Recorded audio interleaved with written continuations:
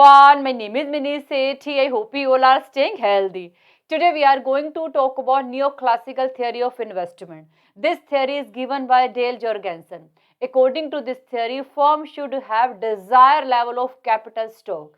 According to this theory, firm should have desired level of capital stock, or we can say the optimum level of capital stock. What do you mean by desired level of capital stock? Desired level of capital stock means amount of capital goods that allow firm to earn maximum profit. So, according to this theory, firm should have desired level of capital stock, and desired level of capital stock depend on two things: user cost of capital, or we can say the rental cost of capital. Second is marginal product of capital. First of all, we will discuss about these two terms. So first of all, we are going to talk about user cost of capital, or we can say the rental cost of capital. Here RC is the rental cost of capital, that is equal to R plus D minus T. Here R is the real interest rate, and we can calculate real interest rate when we minus expected inflation rate from nominal interest rate. We can calculate real interest rate when we minus expected inflation rate from nominal interest rate. In this equation, you can see I is nominal interest rate and pi to the power E is expected inflation rate. When we minus expected inflation rate from nominal interest rate, it will become equal to R, and this R will be called real interest rate. So, in this equation, in place of R, we can write 1 minus pi to the power E. So, this part will be called our real interest rate. D is depreciation. T is a tax credit, or we can say the investment tax credit. What do you mean by investment tax credit? When firm do some specific investment, then they will get some tax rebate from government. This tax rebate will be called investment tax credit, and investment tax credit reduce our rental cost. That's why we minus T from rental cost. Now we are going to talk about marginal product of capital. In short, we can say the MPK.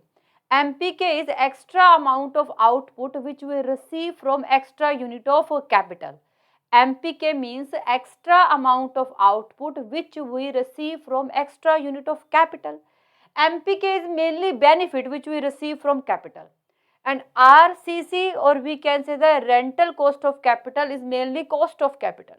So, our desired level of capital stock will be established when MPK is equal to RCC, means we can establish our desired level of stock when our marginal product of capital should equal to rental cost of capital. Now, with the help of Cobb-Douglas production function, we will calculate marginal product of capital. And Cobb-Douglas production function is y equal to a k to the power alpha L to the power 1 minus alpha. Here y is output, a is all factor productivity, or we can say the total factor productivity which depend on technology. K is capital, and alpha is the elasticity of capital, L is labor, and 1 minus alpha is elasticity of labor. So, this will be called Cobb-Douglas production function.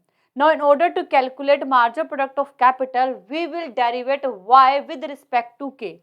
And a and L to the power 1 minus alpha, these two variables will remain constant, or we can say these two variables will remain as it is. Now, we will derivate y with respect to k. After derivation, our equation is delta y over delta k, and this alpha will come forward and k will become k to the power alpha minus 1, and a and L to the power 1 minus alpha, these two variables will remain constant. Now, we will divide and multiply this equation with k. When we multiply k to the power alpha minus 1 with k, then k will become k to the power alpha. So, this is our final equation.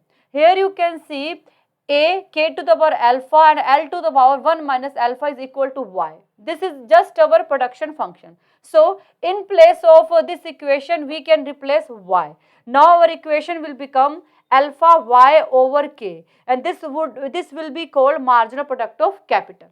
So, this will be called marginal product of capital. According to this theory, in order to maximize their profit, firm will equate marginal product of capital with real rental cost. Please listen carefully. According to this theory, in order to maximize their profit, firm will equate marginal product of capital with real rental cost. And we can calculate real rental cost when we divide rental cost with price. Here you can see this R is rental cost and P is price. When we divide rental cost with the price, it will become equal to real rental cost. So R over P is equal to real rental cost. This will be called marginal product of capital, and this will be called real rental cost. Here you can see marginal product of capital is equal to real rental cost. Now from this equation we will calculate desired level of capital stock. As we know, desired level of capital stock is very important according to this theory. In order to calculate desired level of capital stock, we need a value of K. That's why we will bring K in this side and R over P in this side. Our equation will become like this: K equal to alpha P over R into Y. This K will become K star. That's why now K star will be known desired level of capital stock. Here R is rental cost of capital and Y is output. This equation mainly represents desired level of capital stock and rental cost of capital have an inverse relation. As rental cost of capital will increase, our desired level of capital stock will reduce. But desired level of capital stock and output have a direct relation. As desired level of capital stock will increase, our output will also increase. Now we understand this theory with the help of one diagram. In this diagram, on x-axis we have capital stock and y-axis we have marginal product of capital and rental cost. This curve represents marginal product of capital. We start from this M point. At this M point, you can see marginal product of capital is more than the rental cost. This R point represents rental cost. This M point represents marginal product of capital. Here you can see marginal product of capital is more than the rental cost. That means benefit from capital is more than the cost. That's why we will continue invest, and we will invest till this even point. At this even point, you can see rental cost become equal to marginal product of capital. Now suppose rental cost reduce from OR to OR1. As rental cost reduce, that means we will invest more. That's why our capital stock will increase from OC to OC1. E2 will be called our second equilibrium point. At this equilibrium point, marginal product of capital is equal to rental cost. So this is all about new classical theory of investment. I think you got it, and thank you so much for watching this video. Bye. Take care.